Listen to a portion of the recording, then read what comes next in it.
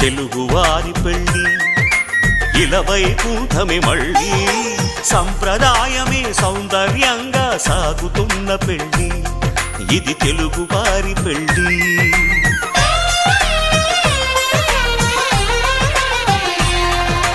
తెలుగువారి పెళ్ళి ఇలవైకుంఠమే మళ్ళీ సంప్రదాయమే సౌందర్యంగా సాగుతున్న పెళ్ళి ఇది తెలుగువారి పెళ్ళి.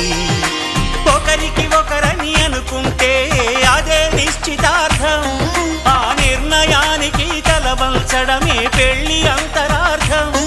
శతమానం భవతి అంటుంది శ్రావణ మాసం, శ్రావణ మాసం, శ్రావణ మాసం. తెలుగువారి పెళ్ళి ఇలవైకుంఠమే మళ్ళీ సంప్రదాయమే సౌందర్యంగా